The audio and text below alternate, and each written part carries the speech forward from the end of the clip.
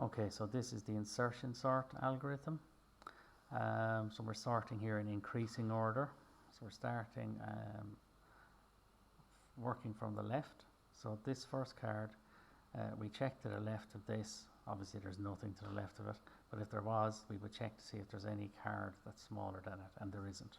Okay, so this is now sorted in the sorted partition that we're starting to create within this list. So then we check 8, and we look to the left of that. Well, there's nothing smaller than it, so we simply leave the 8 there. So those two are now considered sorted. Okay, we take the next card and we look to the left and we see, well, is anything out of order? And the reality is that it is. 8 is bigger than 5, so they need to be switched. Okay, so now we have 3 cards that are in the sorted partition, 2, 5 and 8. Okay, then we move to the next one, card 3, and we check, is there anything to the left of card 3 that needs to be switched? And there is. So first it needs to be switched with the 8, but it also needs to be switched with the 5. So you work it back into the right position.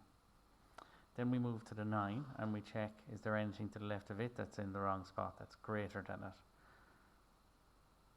And there isn't. Okay, so the 9 is in the correct spot. Then we look at the 4. Okay, so if you look to the left of the 4, where clearly there's a number of numbers that are in the wrong spot here. So we first switch with the 9, then with the 8, then with the 5, and then we have an ordered list. So you work from the left all the time and just check, is there cards that are greater than it to the left? If there is, then you switch them. Okay, so that's insertion sort.